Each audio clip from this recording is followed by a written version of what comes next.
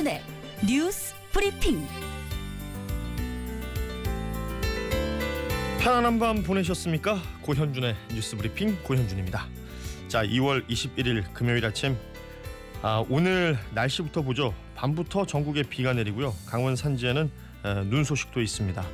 기온은 아침 전국 영하 3도에서 6도, 낮에는 9도에서 16도로 평년보다 높습니다. 미세먼지 농도는 나쁨 수준이고요. 평소보다 일교차가 크니까 건강관리에 더욱더 신경을 써야겠습니다.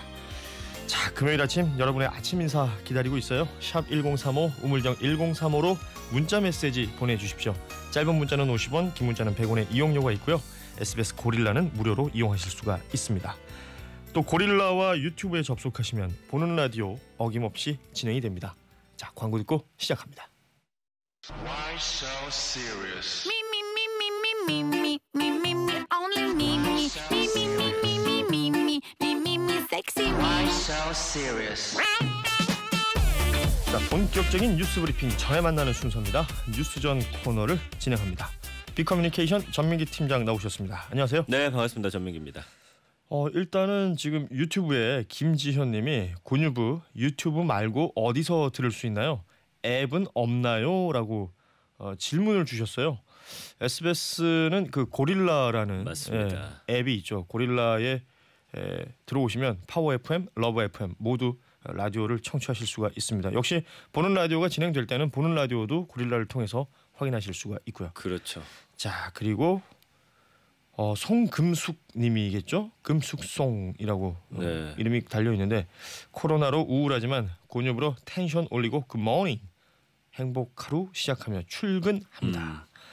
코로나가 지금 걱정이에요. 예, 많은 분들이 지금 그렇게 생각하고 계시죠. 지난주에 약간 좀 저도 그렇고 많은 분들이 그 전주에 비해서 좀 많이 좀 야외 활동하셨던 것 같아요. 근데 이번 주부터는 다시 한번 우리 마음 다잡고 잘 대처해야겠죠. 송예진님의 아침 인사는 우리 전민기 팀장이 직접 소개를 해주시죠. 네, 좋은 아침입니다. 밤사이 뉴스들이 엄청나네요. 다들 화이팅입니다 하시면서 역시나 코로나 관련한 우려를 좀 나타내고 계십니다. 예. 자, 밤사이에 그리고 또 어제 낮 시간에도 마찬가지고요. 많은 뉴스들이 있었습니다. 조간신문 헤드라인부터 살펴보죠. 예, 오늘은 코로나19 첫 사망자 관련 헤드라인이고요. 거기에 코로나19 확진자가 대거 발생한 대구 상황 끝으로 정부의 대응과 관련한 소식 전하겠습니다.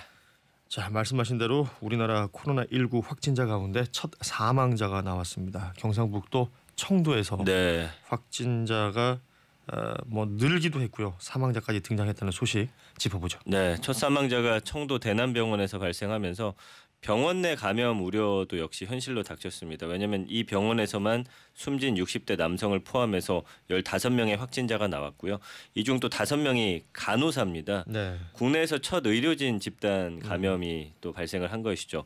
이로써 이제 누적 확진자는 107명으로 늘었고요. 18일 31명이었는데 그거보다 뭐 3배 이상 19일에는 53명이었는데 2배 이상으로 지금 수치가 뛰었습니다. 정부는 전날과 다르게 지역사회 감염 초기 단계에 진입했다고 진단한 뒤에 방역 대책을 한층 강화하기로 결정했습니다. 중앙일보고요. 청도 폐쇄병동 코로나 첫 사망, 간호사 5명 집단 감염 이렇게 헤드라인 뽑았고요. 한겨레는 코로나 첫 사망, 병원 안에서 번졌다 이런 헤드라인으로 다루고 있습니다. 특히나 지금 대구 경북 지역이 비상이에요. 네. 그리고 대구의 어떤 그 모습을 사진으로 실은 신문들도 보입니다. 네, 경향신문은 대구의료원 선별진료소에 늘어선 줄 이런 제목과 함께 사진을 실었고요. 조선일보는 대구 패닉 중심 번화가에 사람이 없다. 이렇게 사진을 실었습니다. 대구 동성로 사진이죠. 그렇죠, 네. 그렇죠. 이 두 신문사의 사진이 현재 대구의 모습을 잘 보여주고 있는데 먼저 경향신문이 실은 사진을 보면 대구의료원 선별진료소 사진이고요. 코로나19 의심 환자들이 길게 줄을 선 채 본인의 검사 차례를 기다리고 있는 모습을 실었습니다. 네. 지금 환자가 계속 발생할 것으로 보이는데 대구는 지금 병상 정비에 나섰다는 소식도 함께 싣고 있고요. 환자가 계속 발생할 경우에는 지금 확진자와 의심 환자들을 모두 수용할 수 없는 상태다. 이런 내용까지 함께 다루고 있습니다. 이런 가운데 이제 조선일보는 대구의 명동이라고 불리는 말씀해주신 대로 동성로 이 일대가 텅 비어 있는 사진을 실었습니다. 뭐 이것뿐만 아니라 지금 대구에서는 대부분 어린이집이 휴원했고 학교도 개학을 연기했죠. 네네. 백화점에도 사람이 거의 없다 이렇게 전하고 있습니다. 줄선 의료기관과 사람이 전혀 없는 시내 모습이 대비를 이루고 있습니다. 끝번호 9944님이 처남이 대구 사는데 외출을 전혀 안 한다고 하네요. 걱정이 많이 됩니다. 이렇게 문자 메시지를 보내주셨고 제 남동생이 있는데요. 남동생 그 아들 저한테 조카죠. 초등학교 졸업을 하고 중학교 입학을 앞두고 있어요. 대구에서요? 아니요, 울산에 있는데 예. 그 사이에 이제 큰아빠가 있는 서울에 오겠다고 주말 사이에 얘기를 했었는데 이게 KTX 타고 오면 동대구를 거쳐서 오거든요. 아 그렇죠. 그래서 이게 걱정이 되어서 저희 동생하고 재수 씨가 안 올라오는 걸로 이렇게 또 결론을 지었습니다. 이게 일상생활에 이렇게 다양한 영향들을 맞습니다. 미치고 맞습니다. 있다는 겁니다. 자, 다음은 동아일보 헤드라인 보죠. 네, 위기경보 최고 단계인 심각 격상 검토. 내일부터 전장병 휴가 외출 면회 통제. 이 정부가 감염병 위기경보를 심각으로 격상하는 방안을 검토하기로 했습니다. 지난달 27일 이후에 지금 위기경보를 경계로 계속해서 20일 넘게 유지하고 있었거든요. 이거를 좀 격상한다는 소식이고요. 이와 함께 코로나 추가 경정 예산 편성도 준비를 하고 있다는 소식도 함께 다루고 있습니다. 이제 한편 국방부가 제주 해군부대에서 군내 첫 확진자가 발생하니까 전 장병의 휴가 외출 외박 면회를 통제하기로 결정했고요. 다만 이제 뭐 경조사 휴가만 조건적으로 허용하기로 했다고 합니다. 이 관련된 뉴스가 많습니다. 잠시 뒤에 최형찬 기자 오늘 나오는데 좀 더 꼼꼼하게 뉴스 살펴보겠습니다. 이제는 인터넷 뉴스 토픽 보죠. 밤사이 주목받았던 인터넷 뉴스 토픽 첫 번째 토픽은요. 간호사 산재 신청입니다. 네. 그 태움이라고 하죠. 병원 내 어떤 직장 내 괴롭힘으로 정신과 치료를 받게 된 간호사가 병원에 공식적인 사과를 요구하면서 산업재해 보상, 우리가 이제 보통 산재라고 부르는데 이걸 신청을 했습니다. 그 행동하는 간호사회가 기자회견을 함께 열었어요. 그러면서 이 황은영 간호사의 피해 사례를 발표했는데 사례를 봤더니까 2018년 1월에 서울의료원에 입사를 했는데 단 2달 동안 신규 교육을 받고 나서 가장 먼저 배치된 곳이 중증도가 가장 높은 환자들의 병동에 배치가 됐다고 합니다. 또 선배 간호사들은 예 아니오로만 대답을 해라, 뭐 미쳤냐 이런 폭언을 계속하면서 태움을 일삼았다고 하고요. 황 간호사가 이제 병원에 도움을 요청했는데 병원 측은 방관을 했고 그러다 보니까 이 황 간호사가 심각한 자살 충동에 결국 입사 100일을 조금 넘겨서 퇴사를 했다고 합니다. 네. 이게 그 결과가 중요한 것이 집단 괴롭힘이라는 것이 산재로 인정이 된다면 그 이후에 있을 또 다른 여러 사례들의 또 중요한 기준이 되거든요. 맞습니다. 어떻게 결론이 날지 지켜보도록 하죠. 작년에 이 태움 때문에 또 스스로 목숨을 끊은 그렇죠. 간호사들도 계시거든요. 자, 다음 토픽은요. 짜파구리 오찬입니다. 봉준호 감독을 비롯한 영화 기생충의 제작진과 출연진이 어제 청와대에서 문재인 대통령과 특별한 오찬을 함께 했습니다. 문재인 대통령은 이 감독을 비롯해서 제작진, 출연진 20여 명을 청와대로 초청해서 아카데미상 수상을 축하를 했고요. 네. 우리 영화 100년사의 새로운 역사를 쓰게 됐다면서 굉장히 자랑스러워했고 또 코로나 사태로 인해서 어려움 겪는 국민들에게 큰 자부심이 됐고 또 많은 용기를 줬다라고 평가를 했습니다. 큰 관심을 받은 건 이제 오찬이었죠. 오찬에는 이제 짜파구리가 등장을 했는데 김정숙 여사가 특별히 또 준비를 했다고 해서 또 화제가 됐습니다. 이게 영화에서는 여기 채끝살 들어갔는데 어제 청와대에서는 이제 돼지고기가 들어갔다고요. 그렇군요. 짜파구리.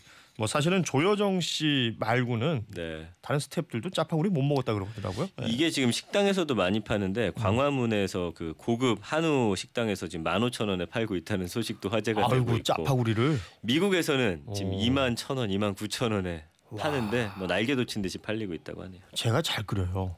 아 그러세요? 네, 언제 한번 제가 대접하죠. 5,000원. 아니 무료로 드립니다. 공짜입니까? 자, 손흥민 선수 관련된 또 토픽이 있습니다. 예, 그 에스턴 빌라전에서 오른팔 뼈가 이제 골절이 되는 부상을 당했는데 손흥민 선수가 오늘 서울에 있는 한 병원에서 수술을 받습니다. 엊그저께 입국을 했고요. 어제 서울 시내병원에 입원했고 오늘 오전에 수술 받고 주말까지 입원하면서 이제 수술 경과를 지켜본 다음에 퇴원할 예정인데 국내 병원에서 정밀 검사를 받은 결과를 보니까 정확한 부상 부위가 팔꿈치하고 손목을 잇는 뼈 중에서 엄지 손가락 쪽에 있는 이제 요골이라고 하는 곳이에요. 네. 3년 전 월드컵 예선 경기 도중 다쳤던 곳보다 비슷한 건데 2cm 정도 위쪽이라고 합니다. 그래서 이게 부상 당했을 당시에는 통증은 좀 덜합니다. 그래서 후반까지 뛰었는데 회복에는 시간이 조금 더 걸릴 것으로 예상을 하더라고요. 네. 그래서 지난 부산 당시 치료와 재활에 2달 정도 걸려서 무리뉴 감독이 얘기했던 것처럼 정말 최악의 경우는 올해는 이제 손흥민 선수를 못 볼 수도 있지 않을까 안타까운 마음이 드네요. 사실 뭐 부상이 있으면 잘 처치한 다음에 그럼요. 재활하고 예. 컴백하는 게 맞겠지만 또 손흥민 선수를 당분간 볼 수 없다는 생각은 많이 아쉽긴 해요. 맞습니다. 자, 인터넷 뉴스 토픽 끝으로 하나 더 보겠습니다. 전광훈 구속영장 신청. 네, 경찰이 사전 선거운동한 혐의로 전광훈 한국기독교총연합회 대표 회장 목사에 대해서 구속영장을 신청했죠. 한 종교 관련 시민단체가 그 전 목사가 4월 총선 앞두고서 광화문 집회 등에서 특정 정당에 지지를 호소했다라고 하면서 고발을 했었습니다. 서울시 선거관리위원회도 역시 지난해 12월 말에 전 목사를 공직선거법 위반 혐의로 고발을 했고요.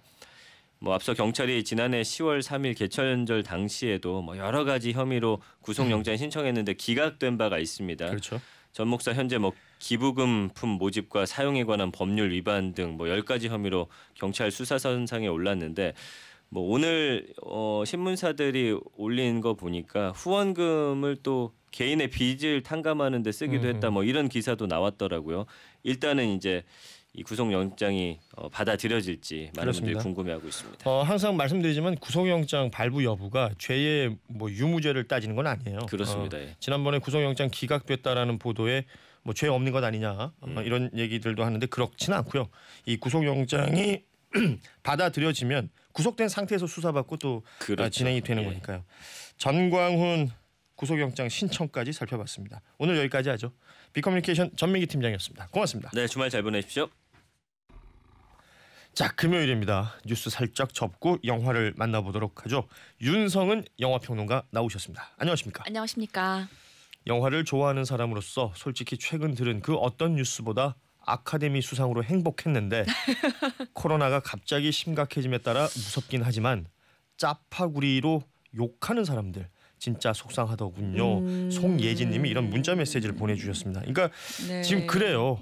아카데미 시상식 이후에 많은 분들이 흐뭇해했다가 네, 또 네. 코로나 관련된 뉴스들 보면 또 좀 울적해지기도 하고 네. 신경도 많이 쓰이고 극장가도 이 코로나19 영향이 있죠. 엄청 크더라고요. 그러니까 조금 소강 상태였다가 갑자기 또 그렇죠. 감염자 수가 늘어나면서 어저께 제가 극장에 저녁 때 갔는데 평일이긴 했지만 한 그 큰 영화관에 한 10명밖에 없었던 것 같아요. 저를 포함해서. 그만큼 이제 사람들이 모이는 곳에 잘 안 가려고 하는 네. 그런 경향들이 있어요.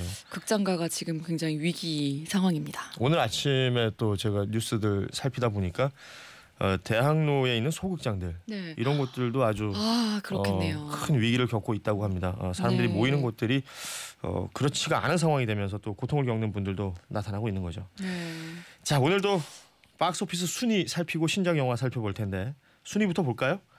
아카데미 시상식 이후에 시상식에 있었던 보였던 영화들이 네. 또 순위에 많이 들어왔어요. 그렇습니다. 이제 시네필들이 이 시즌을 가장 좋아한다는 얘기가 있는데요. 왜냐하면 이제 아카데미 특수를 노리고 그렇죠. 이제 미리 수입해놨던 작품들이 이때 이제 풀리게 됩니다.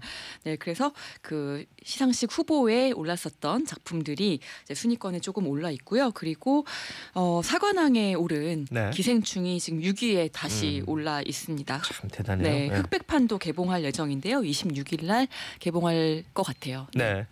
아무튼 기생충이 현재 6위고 그 외에도 영화들이 있는데 9위를 보니까 조조 래빗이에요. 네, 아카데미 특집할 때 제가 소개해드렸던 그렇죠. 작품인데요.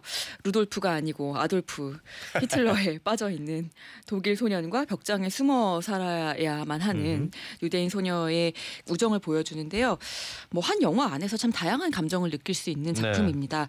그러니까 지금 코로나19도 있고 여러 가지로 조조 래빗은 조금 화제가 덜 됐는데요. 네. 웃기고 섬뜩하고 막 찐한 것도 있고 감동이 있는 그러니까 홀로코스트 영화를 그리는데 굉장히 심각하고 사실 굉장히 그렇죠. 조심스럽기 때문에 심각하고 진지하게 그린 작품들이 많았는데 소년의 시선으로 그려지기 때문에 조금은 밝은 분위기로 끌고 갔고 막 이렇게 색채 자체도 굉장히 알록달록한 그런 색깔로 이제 그 미술을 했고요.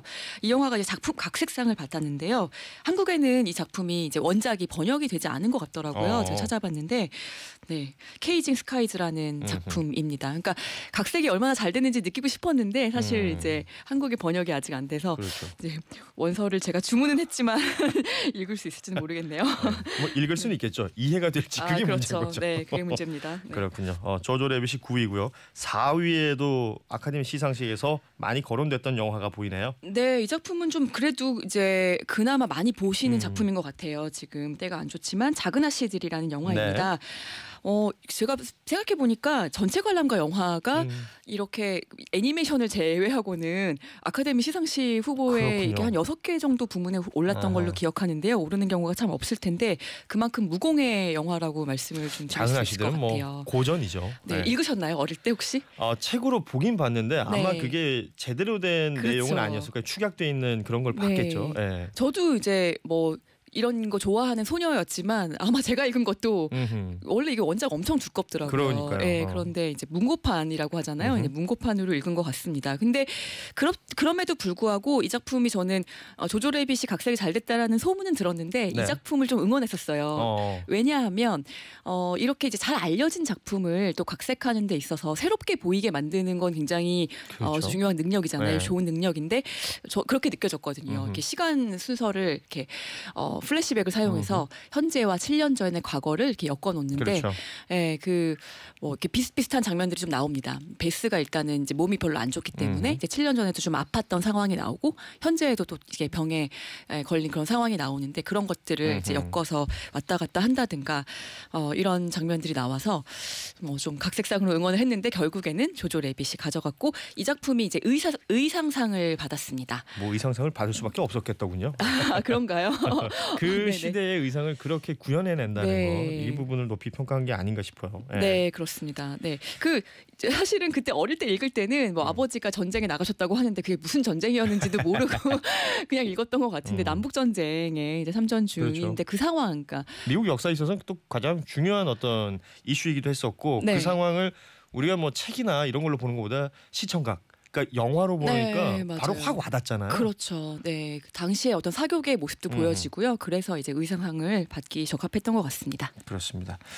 자, 작은 아씨들이 지금 4위에 랭크가 돼 있고 지금 3위를 보니까 3위도 역시 아카데미 수상 작품이군요. 네, 1917입니다. 뭐 굉장히 소문이 무성했었죠. 그렇죠. 좋은 작품으로 소문이 났었는데 왜냐하면 이제 골든글러브에서 또 이제 상을 받으면서 기생충과 또 아카데미 시상식에 그 작품상에 네. 경합을 벌였던 마지막까지도 이 작품이 받지 않을까. 저도 한국에 있을 때는 이 작품이 유력하지 않을까 이렇게 생각을 했었거든요. 근데 이제 뚜껑을 열어 보니까 시각효과상, 음향 믹싱상, 촬영상 같은 이제 약간 좀 기술적인 부분의 네. 상들을 좀 많이 받았고 결국 이제 기생충이 작품상을 가져갔는데요. 아카데미가 원래 또 이 전쟁 영화 좀 좋아하잖아요. 좋아하고 사실 이제 휴머니즘 항상 전쟁 영화에 그렇죠. 등장하는 그리고 전쟁을 막아야 된다라는 뭐 이런 것들이 지금까지도 어떻게 보면은 뭐 지구 곳곳에서는 어떤 내전으로 지금 힘들어하는 그런 나라들도 있고 그렇죠. 여러 가지 상황들이 있기 때문에 근데 이 작품은 사실은 이제 그런 부분의 주제면에 있어서의 뭐 어떤 특별함을 부각시켰다기보다는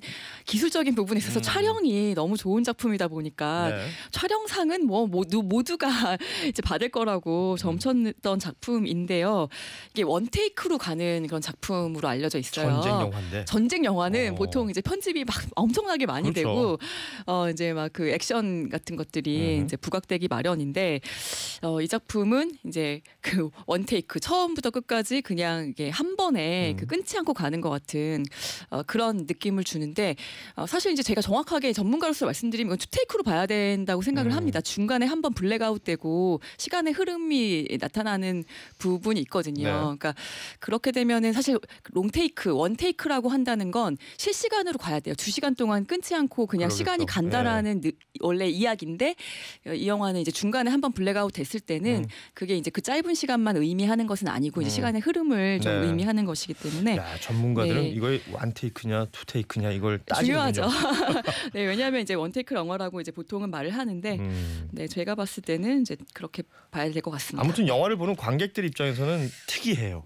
그럼요. 예. 지금까지 봤던 전쟁 영화하고는 뭔가 촬영 자체가 다르게 돼 있구나라는 걸 확 느끼실 것 같아요. 네, 예술성과 실험성을 엿볼 수 있는 전쟁 영화입니다. 내용도 좀 볼까요? 이제 함정에 빠진 영국군 부대의 수장 맥켄지 중령에게 에린 무어 장군의 공격 중지 명령을 전해야 하는 두 병사의 이야기인데요. 네.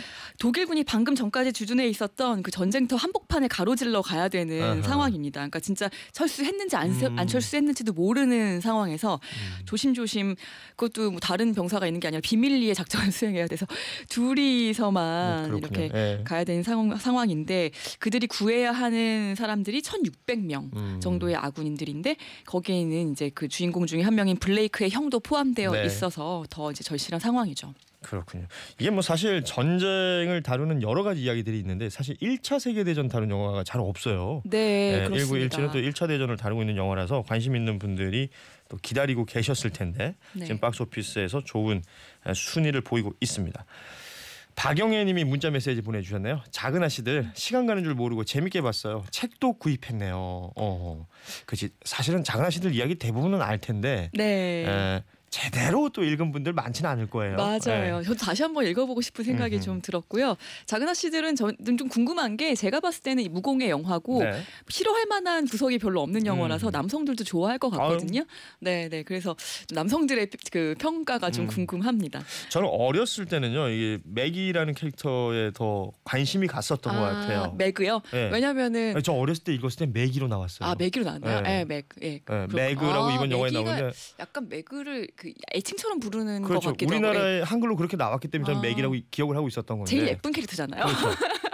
근데 그래서 이번 좋아하셨구나. 영화에서는 조가 확실히 더 매력이 있는 캐릭터인 것 같아요. 네. 저도 매력 있고 저는 에이미, 플로렌스 퓨. 예. 그렇게 야심만만하고 이런 캐릭터인 줄 몰랐었어요. 네. 아무튼 작은 아씨들에 대한 반응이 좋군요. 네. 자, 이제는 신작 영화 살펴볼 텐데 박스오피스 1위 작품이기도 합니다. 지푸라기라도 잡고 싶은 짐승들. 제목 세네요. 네, 그렇습니다. 영화의 첫 장면부터 좀 설명을 해드릴까요? 정체 모를 돈가방의 여정을 따라가게 됩니다. 네. 네, 이 돈가방이 목욕탕 사물함에 넣어지게 되는데 거기서 일하던 직원 그 중만이 먼저 발견하게 되죠. 그래서 이제 분실물 넣어놓는 창고에 일단 놓기는 하는데 이제 안에 뭐가 들었는지 봤으니까 네. 이제 남들이 보지 못하게 숨겨놓고요.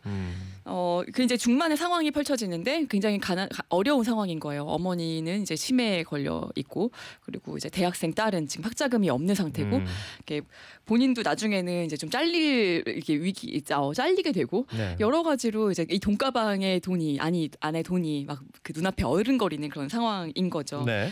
예, 그런데 이제 그런 중만의 상황과 또 다르게 그 돈가방이 어떻게 만들어졌는지에 대한 또 그 전사가 이 영화에 또 등장하게 되고요. 또 그런 상황 속에서 굉장히 다양한 인물들이 등장을 해요. 네. 그래서 이제 이 영화가 이제 원작이 원래 있는 작품인데 이 작품을 정말 영화화하기 위해 이걸 원작을 샀을까 싶을 정도로 좀 도전적인 그런 시도였던 것 같아요, 사실은. 근데 꽤 그냥 잘 나온 그냥 대중 영화라고 생각이 듭니다. 지금 저희 제작진이 그 영화 포스터를 띄워주셨는데, 네. 야, 이 배우들이 다 나온단 말 아닙니까? 그러니까요. 예. 전도연, 배우들이죠. 정우성, 윤여정, 또 배성우, 정만식, 야, 정말 이렇게 쟁쟁한 배우들이 캐스팅됐다는 것. 야, 이게 가능하군요. 그러니까요. 그러니까 제가 줄거리 좀 말씀드렸지만 워낙 많은 인물들이 고르게 등장을 해서 네. 그 전도연 씨 같은 경우에는 원작에도 똑같이 이제 나와 그렇게 되는데 한 50분 정도까지 거의 등장하지 않습니다. 한 번도 등장하지 않습니다. 사실상. 그러다가 이제 나중에 등장하는데 아주 또 좋은 연기를 뭐 항상 좋은 연기를 보여주셨다시피 네, 이번 영화에서도 그런 그 정말 캐릭터 하나를 살려놓으셨더라고요. 네. 그런데 이제 캐스팅의 핵심은 저는 그런 것 같아요.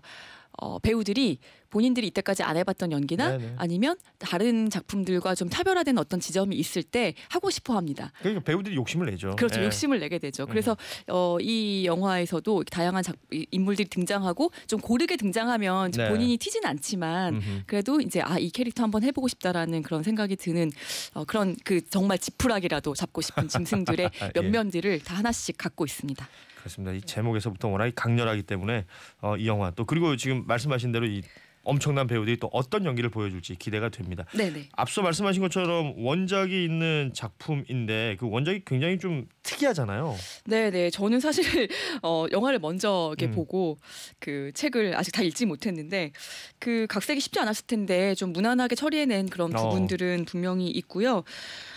그 좀 달라진 부분들은 있습니다. 네, 전도연 씨 캐릭터가 좀 많이 강화가 됐고, 네. 그리고 이제 여기 그 정우성 씨의 캐릭터 그 연희라는 인물, 그러니까 전도연 씨의 애인으로 등장을 하는데 그 직업이 바뀌었다든가, 그 다음에 결말 같은 경우에 훨씬 더 좀 대중적으로 바뀐 그런 부분이 있습니다. 그렇군요. 관객들의 평가는 어때요? 관객들이나 영화 전문 기자들 대체적인 평가는 나쁘지 않은데요. 네. 일단은 대중 영화는 지루하지 않은 게 첫 번째거든요. 그거 하나 하기가 참 힘듭니다, 사실은. 예. 네, 그런데 이만큼 해내는 거 쉽지 않다. 각색이 또 쉽지 않았을 텐데 괜찮다라는 그런 평가가 있는 반면에 또 워낙 쟁쟁한 배우들이 나오니까 기대가 너무 크셨던 분들은 그렇게 독특하지 않다, 그렇게 새롭지 않았다라는 부분이 있었고, 제가 보기에는 이게 좀 참고 넘어가 주려고 해도 허술한 점들이 좀 있어요. 저 캐릭터가 저기서 왜 저런 행동을 하지? 약간 이런 부분들이 몇 군데가 좀 보이더라고요. 네, 그래서 그게 이야기의 몰입을 방해한다라는 점을 좀 제외한다면은 뭐 그냥 즐기시기에는 나쁘지 않을 것 같습니다. 좋습니다. 30초 남았는데요. 관람 포인트 짚어주십시오. 네, 아무런 관계 없이 살아가던 사람들이 돈가방 하나로 마주치게 되고 얽히고 꼬이게 되는 과정이 굉장히 흥미롭게 펼쳐지는 작품입니다. 지푸라기라도 잡고 싶은 짐승들. 신작으로 소개되었고 이번 주 박스오피스 1위였습니다. 오늘 여기까지 볼게요. 윤성은 영화평론가였습니다. 고맙습니다. 감사합니다. 금요일 아침 공기의 질이 좋지 못합니다. 서울과 경기, 강원 영서, 충청에는 초미세먼지 농도가 평소보다 2~3배 높은데요. 출근길 마스크 꼭 착용하셔야겠습니다. 반면에 날은 봄에 좀 더 가까워지고 있습니다. 어제 서울 최고 기온 10.8도까지 올라 포근했는데요. 오늘도 한낮 기온 서울 11도, 부산은 16도까지 오르겠습니다. 오늘 늦은 오후에는 제주도부터 비가 시작해 밤에는 전국 곳곳에 비가 확대되겠습니다. 이 비는 내일 새벽까지 이어지겠고요. 비의 양도 대부분 5에서 10mm로 많진 않겠습니다. 고현준의 뉴스 브리핑과 함께하는 기상정보 백혜영이었습니다.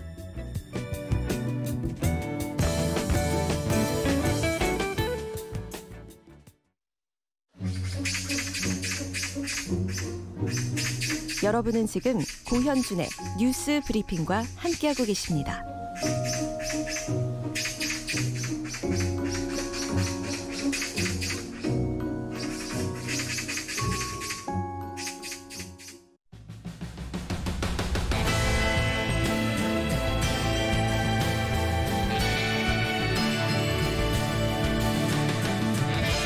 세계일보 정치부 최영창 기자와 함께 뉴스들 살펴보겠습니다. 어서 오십시오. 네, 반갑습니다. 최영창입니다. 이 코로나19 사태가 어제 하루 동안 아주 급변했죠. 예. 이 뉴스부터 오늘 시작해 보겠습니다. 우리나라에서 코로나19로 숨진 사람이 처음 나왔습니다. 어제 새벽 경북 청도 대남병원에서 폐렴 증상으로 숨진 환자였습니다. 보건당국은 사망 남성에게서 코로나19 양성 반응이 나온 건 사실이라면서도 코로나 때문에 숨졌는지 지병 때문에 숨졌는지 정확한 사망 원인을 조사하고 있다고 밝혔습니다. 자, 그야말로 엄중한 상황입니다. 코로나19 첫 사망자가 나왔습니다. 경상북도 청도에 있는 대남병원에 입원하고 있었던 환자였었죠. 예, 그렇습니다. 이제 해당 환자는 63살 남성인데요. 20년 넘게 이 병원에 입원해 있었다고 해요. 10살 때부터 무연고자로 조현병을 앓아온 것으로 알려져 있고, 네. 최근 고열 증세로 치료를 받아오다가 19일이죠. 그저께 폐렴으로 이제 숨을 거뒀습니다. 사망 후 이뤄진 확진 검사에서 코로나19 양성 판정을 받았는데요. 이제 방역 당국은 코로나19로 인한 사망이라는 판단은 일단 유보를 했습니다. 네. 왜냐하면 코로나 때문에 숨졌는지 지병 때문에 숨졌는지 정확한 사망 원인을 조사를 해야 한다는 건데요. 이 당국은 숨진 환자뿐 아니라 대남병원 환자와 직원 전원을 대상으로 역학조사를 하고 병원 시설에 대한 방역을 하고 있습니다. 또 대구 경북 첫 확진자인 31번 환자가 이달 초 청도를 방문한 적이 있는 것을 확인했는데 대남병원 확진자 발생과 또 관련이 있는지를 좀 조사를 하고 있습니다. 네. 대남병원 직원 수는 109명이고 입원 환자 수는 147명입니다. 이들은 모두 지금 격리된 상태이고 같은 건물에 보건소와 노인 요양시설 등이 밀집해 있어서 급속한 확산이 지금 우려되는 상황입니다. 그렇습니다. 이 대남병원 건물 구조가 독특하더군요. 그러니까 보건소가 같은 건물에 있어요. 예, 그리고 예. 옆에 노인 요양병원도 있고 요양원도 있습니다. 예, 그러다 예. 보니까 연세 많으신 분들이 또 많은 곳이고 걱정되는 부분이고요. 그 청도에서 2명의 확진자가 먼저 나왔었잖아요. 네네. 그 사람들이 이 병원에 있었던 사람들이고 네. 그래서 이 병원을 전수조사를 했더니 사망자였던 이번 이 지금 63살의 이 남성에게서도 이 양성 반응이 나왔다. 그렇죠. 사후에. 네. 그렇습니다. 사후에 나왔다라는 부분인데 말씀하신 것처럼 이 사망의 원인이 코로나19인지 기존에 앓고 있던 질병인지는 또 살펴보겠다라는 것이 당국의 입장입니다. 네. 자, 어제 하루에만 50명이 넘는 확진자가 발생을 했고요. 또 앞서 전해드린 것처럼 사망자도 나왔습니다. 이 코로나19 확진자가 100명을 넘어선 지금 이 상황이 됐는데 정부의 발표 내용을 한번 쭉 정리를 해보죠. 네, 일단 중앙방역대책본부 그리고 지자체에 따르면요. 어제 국내에서 코로나19 확진자가 56명이 추가 발생해서 확진자 총 107명으로 늘어났습니다. 네. 새로 확진된 환자는 그 55명 중 51명이 대구 경북에서 나왔고 나머지 2명은 서울에서, 전북에서 1명, 그리고 광주에서 1명, 제주에서 1명이 발생을 했습니다. 네. 이 대구 경북 지역 환자를 보면은 신천지 대구교회에서만 28명이 추가로 확인됐고 신천지 대구교회 환자는 첫 확진자인 31번을 포함해서 총 43명인 겁니다. 이 방역 당국은 그래서 이 교회에서 집단 감염 사태가 벌어졌다고 좀 보고 있습니다. 지금 뭐 말씀하신 것처럼 이제 대구를 다녀갔던 사람들 예. 여기에서 또 확진자들이 나오고 있단 말이에요. 그러니까 그게 다른 지역에서 네. 이 감염 배경이 어떻게 됐는지 확인이 돼야 될 텐데요. 네네. 지금 또 어제 이제 군인 중에 첫 확진자가 나왔는데 그렇죠. 제주에서 군복무 중인 20대 남성 A 씨인데 해군 소속이고요. 근데 이분이 지난 13일부터 18일까지 고향 대구에서 휴가를 보냈다고 해요. 그리고 제주로 복귀를 했는데 그저께부터 목이 간지럽고 기침 증상이 나타나서 격리 조치를 했더니 이제 결국 양성 반응이 나왔습니다. 네. 이 때문에 국방부에서는 22일부터 전 장병들 휴가 외출 외박 면회를 통제하기로 결정했고요. 또 다른 확진자는 전북 전주에 살고 있는 28세 남성입니다. 이분도 지난 2월 7일부터 9일까지 신천지 그 교회 사태가 발생한 대구 동성로, 북성로 여행 이후에 확진 판정을 받은 것으로 알려졌습니다. 네.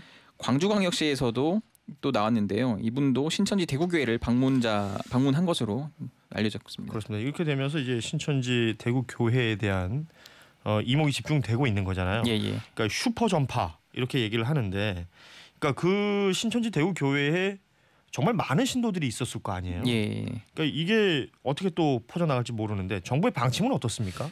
지금 일단 당국은 31번 환자가 발병한 후에 예배를 받던 그때 시기가 이제 9일 예배가 있고 또 16일 예배가 있었는데 네. 동일 시간대에 함께 있었던 1,001명 명단을 신천지 교회로부터 제공받아서 일단 자가격리를 하고 유선으로 증상 발현 여부를 지금 확인 중에 있습니다. 1,001명 모두가 다 지금 추적이 됩니까? 지금 문제는 근데 그 중에서 396명이 전화 연결을 닿지 않고 있다고 합니다. 그래서 좀 증상 여부를 파악하지 못한 상태인데요. 네. 어쨌든 간에 뭐 오늘이나 내일 중으로 계속 좀 확인을 하겠다고 하는 상태고요. 어쨌든 이 방역 당국은 코로나19 집단 감염이 발생한 신천지 대구교회 관련자들이 이제 2차 감염됐을 가능성이 크다고 보는데 또 이 교회가 이제 8,000명 정도 되는 전체 신도에 대해서도 명단을 받아서 유사한 조치를 시행할 예정이라고 합니다. 자, 이렇게 대구 경북 지역의 코로나19 확산 속도가 굉장히 빨라지고 있고 이 신천지 대구교회 이곳에 대한 또 이목도 집중이 되고 있는 상황입니다. 이게 지역 감염 우리가 얘기를 했었는데 진행이 되고 있는 상황이니까 다른 또 지역들의 눈을 돌려보면 서울 종로 여기 유동인구 많기로 유명한 곳 아니에요? 예, 그렇습니다. 지금 이 종로구에서만 6번째 확진자가 나왔어요. 예, 지금 감염 경로가 묘연한 그 노부부가 코로나 확진 판정을 받은 지 사흘 만인 어제 서울 종로구에서도 신규 확진자가 또 나왔는데요. 네. 지금 종로에서만 6명인 거죠. 신종 코로나19에 감염된 그 환자가 속속 나오면서 수도 서울 역시 사실상 방역망이 뚫렸다 이런 분석이 나오고 있습니다. 이 확진자는 종로구 부암동에 살고 있는 70대 남성으로 알려져 있는데 네. 이 종로구에 노인복지회관이 있는데 거기에서 이제 29번째 확진자와 함께 식사를 했던 것으로 지금 파악을 하고 있습니다. 한 가지 조금 특별한 사실은 이 지금 4.15 총선 종로에 출마한 민주당 이낙연 상임선대위원장이 네. 지난 6일에 다녀간 복지관이라고 합니다. 근데 이제 이전 총리 측은 이미 14일이 지났고 뭐 증상이 없다. 하지만 우려를 불식하는 차원에서 본인이랑 배우자가 오늘 오전에 이제 검사를 받으러 간다고 합니다. 그렇습니다. 코로나19 관련된 소식들인데 국내 첫 사망자가 나왔고요. 또 확진자도 확 늘어났다는 소식을 정리해봤고 이제는 뭐 정부 대응들 한번 살펴볼 텐데 뉴스 듣고 가시죠. 지역사회 감염으로 전파되기 시작한 단계로 판단하고 있습니다. 최대한 경증 상태에서 확진 환자를 찾아내는 것이 중요합니다. 정부는 위기 경보 수준을 경계 상태로 유지하면서도 지역사회 전파에 맞게 방역 대응 체계를 바꾸는 중이라고 밝혔습니다. 정부의 대응을 살펴보겠습니다. 그러니까 현 상황을 지역사회 감염 초기 단계다 이렇게 규정을 했어요. 이렇게 되면 정부 대응에도 변화가 생기겠죠. 예, 지금 그렇게 예고가 되고 있는데요. 어제 오후 6시부터 2시간 반 동안 정세균 국무총리 주재로 관계장관 회의가 열렸습니다. 현재 이 경계 상태로 유지 중인 위기 경보 수준을 심각 단계로 올리는 방안을 신중하게 검토하고 있다고 밝혔는데요. 네. 이 심각은 최고 수준입니다. 이제 오늘 또 오전에 확대 중수본 회의가 열리는데 추가로 좀 논의를 한다고 합니다. 거기서 그 회의 결과를 토대로 이제 문 대통령에 보고하기로 했습니다. 또 그 회의에서는 대구를 특별 재난 지역으로 선포하는 방안도 논의됐는데 이제 이거는 별다른 실익이 없고 감염병 예방법으로 충분히 대응이 가능하다는 이유로 안 하기로 했습니다. 네. 다만 역학조사관과 음압격리병상 등의 부족을 지금 호소하고 있는데요. 그 지역에서 네. 그 지역 요구를 모두 가능하면 수용하기로 했습니다. 지자체장인 이제 권영진 대구시장이 중앙정부의 어떤 지원 간곡히 요청한다 뭐 이런 얘기들도 하는 모습을 어제 봤는데 그러니까 대구 지역은 지금 그만큼 긴장감이 높아지고 있는 것이고 네. 여러 가지 또 보완해야 될 부분들도 많다는 얘기가 되겠습니다. 지금 말씀하신 것처럼 감염병 위기경보 최고 수위가 바로 심각이거든요. 이렇게 심각으로 바뀌게 된다면 대응 수준이 어떻게 바뀌는 건가요? 일단은 중앙사고수습본부의 최고 책임자가 지금 장관인데 장관에서 국무총리로 바뀌게 됩니다. 보건복지부 장관에서 국무총리로. 예, 이제 범정부 대응으로 확대되는 건데요. 이 우리나라에서 심각 단계가 내려졌던 거는 그 75만 명의 확진자를 낳았던 2009년 5월 신종플루 때가 유일합니다. 근데 그때 이제 5월에 발생하고 6개월 만에 심각 단계로 상향 조정된 바 있는데 그때에 비하면 지금 상당히 빠른 속도로 심각 단계로 올리는 좀 정부 차원에서 강경하게 대응하고 있다는 걸 밝혀주는 좀 모습이라고 볼 수 있습니다. 그만큼 지금 상황이 빠르게 진행이 되고 있다라는 부분 그리고 심각성에 대해서도 뭐 우리 일반 시민들도 마찬가지지만 정부에서도 심각성을 분명히 느끼고 있다 이런 상황들이 진행이 되고 있습니다.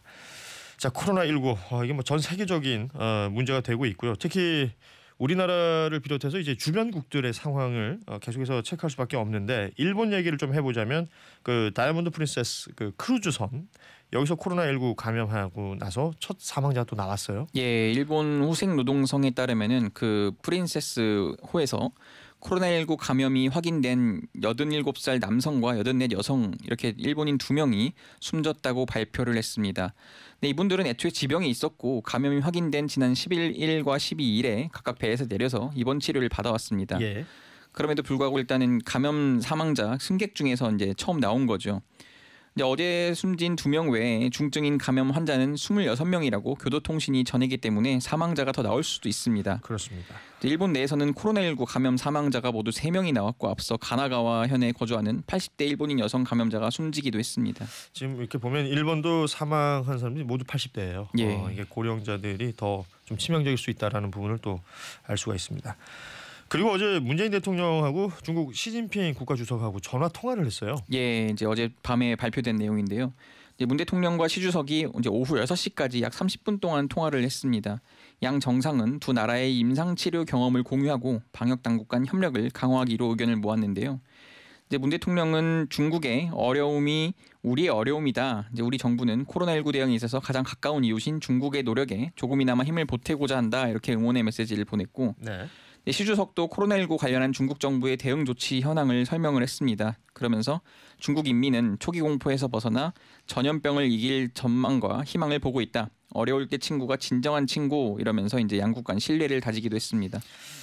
자, 코로나19 관련된 뉴스들을 쭉 살펴봤는데 질병관리본부에서 중앙방역대책본부를 지금 운영하고 있죠. 정경 본부장이 매일 오전 9시에 정례 브리핑을 하고 오후 4시에 일일 그 상황을 정리합니다. 집계를 해서 통계를 내는데 그 외에도 뭐 모든 방송사들, 모든 언론사들이 관련된 취재를 하면서 계속해서 속보가 나오고 있잖아요. 지금 같은 시기에는 언론을 좀 잘 확인하시는 것도 중요할 것 같습니다. 네, 내가 지금 다니는 곳, 또 우리 가족들이 지금 있어야 할 곳들, 확진자와의 동선은 어떻게 되는지, 또 내가 지금 어떤 식으로 생활을 해야 되는지 이런 것들 꼼꼼히 챙기셔서 건강 관리 잘 하시길 바랍니다. 코로나19 관련된 정부 대응, 각국 상황 짚어봤습니다. 다음 뉴스 이어가죠.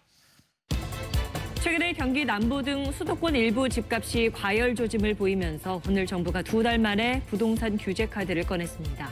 정부는 우선 조정 대상 지역 전역에서 담보 인정 비율, 즉 LTV 규제를 강화했습니다.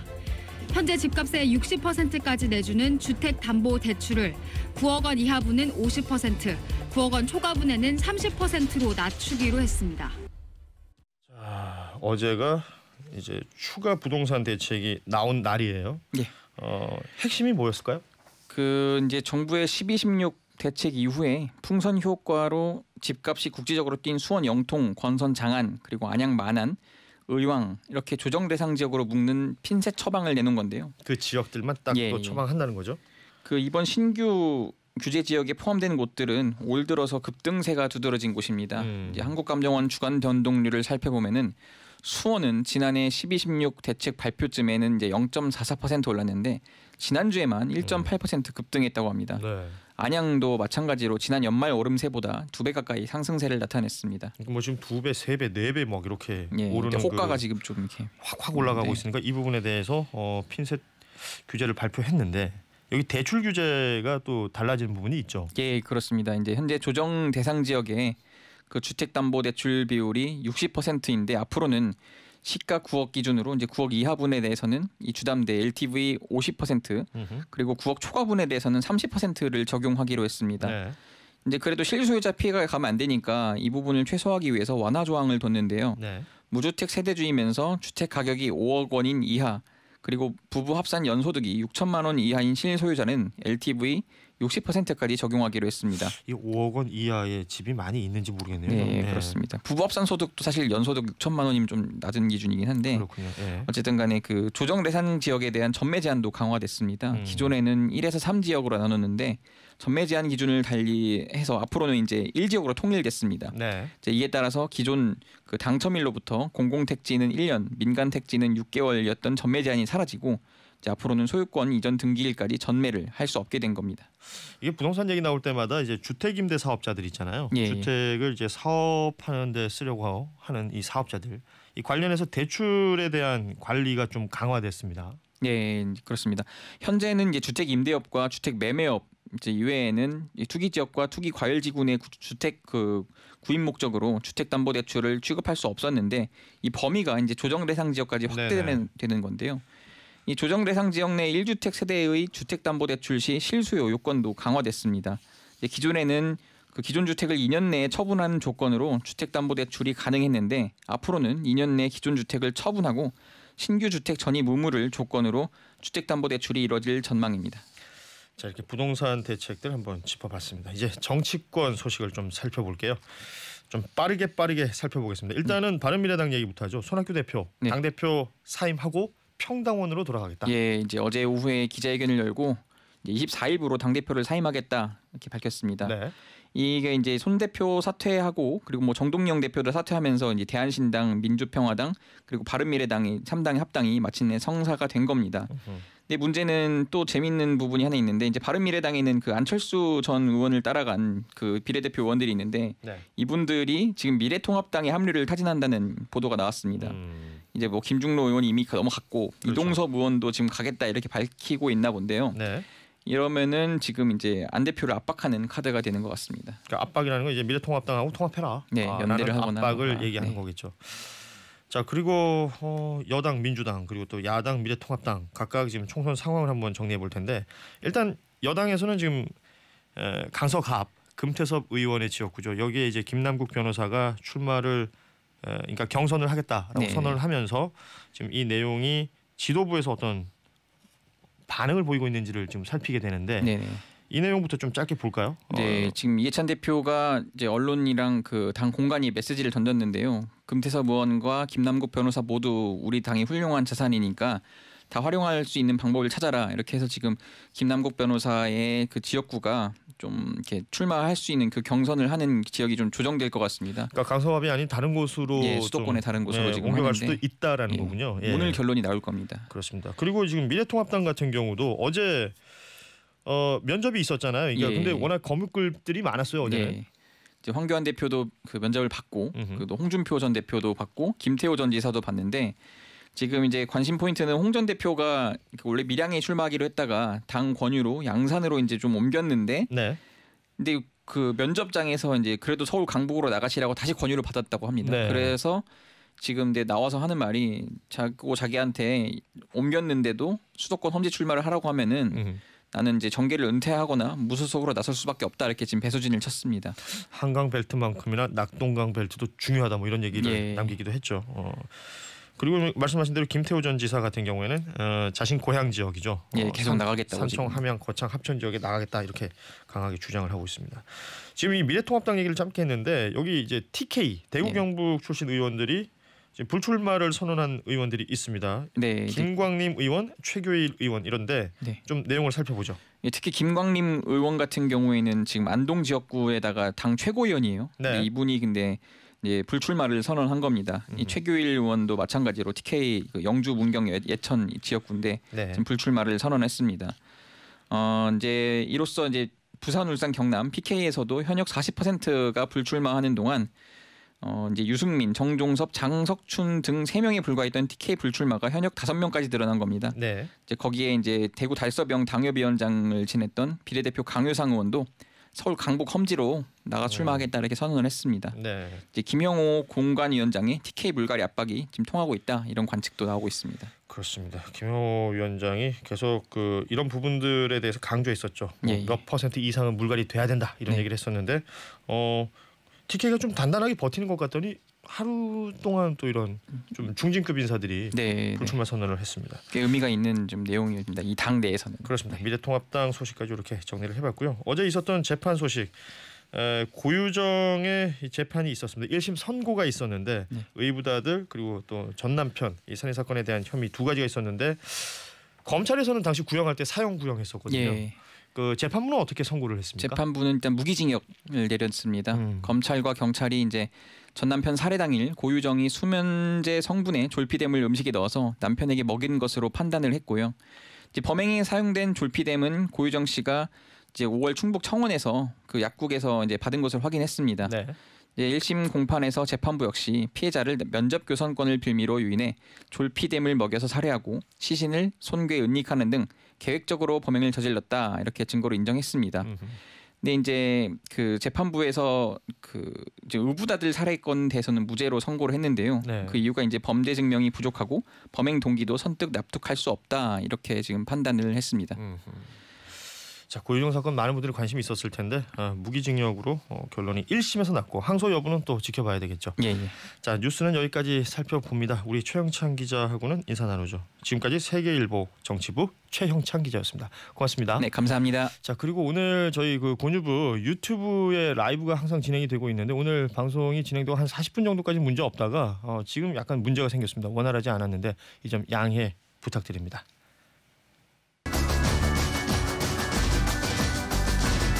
자, 한 주의 끝 유쾌한 뉴스로 마무리하는 붉은 디톡스 시간입니다. 오늘 소식의 키워드는 사랑의 헌혈입니다. 코로나19 확산 우려로 혈액 수급에 비상이 걸렸다는 소식 저희도 전해드렸었는데 다행히도 혈액 보유량이 안정권에 들어섰습니다. 이 혈액이 부족하다는 소식에 시민들이 팔을 걷어붙이고 나선 건데요. 공무원, 기업, 개인까지 나서서 헌혈에 동참한 결과 열흘 남짓한 시간 동안 혈액 보유량이 2배로 늘었다고 합니다. 힘을 합치면 안 되는 일이 없죠. 고현준의 뉴스 브리핑 오늘 준비한 소식 여기까지고요. 주말 잘 보내시고 다음 주 월요일 아침 6시 5분에 생방송으로 찾아뵙겠습니다. 고맙습니다.